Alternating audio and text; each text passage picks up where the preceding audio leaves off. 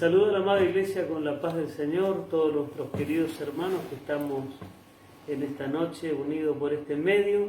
Quiero alabar el nombre del Señor y le invito a todos también en sus hogares que canten conmigo esta alabanza. En la cárcel de Filipo quedó bien en claro el obrar de Dios. Pablo y Silas dejan enseñanza al cristiano,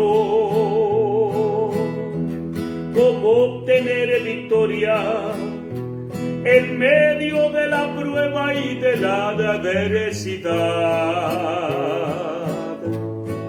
Era un momento difícil para los siervos de Dios,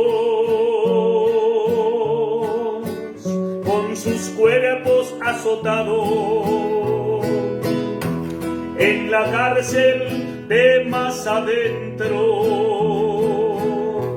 atado con cadenas y cepo, alabaron a Dios.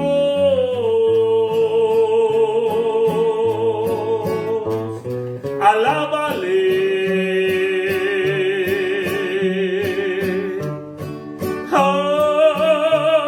alábale, porque si tú le alabas, no importa el trance en que te encuentres, la victoria segura el Señor te dará. Alábale,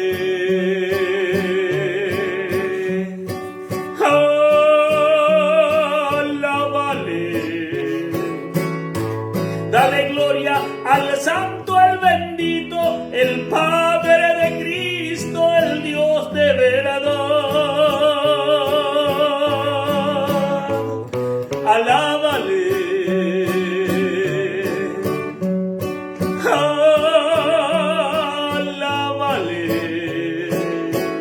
porque si tú le alabas, no importa el trance en que te encuentres, la victoria segura el Señor te dará. Al oír ese la alabanza,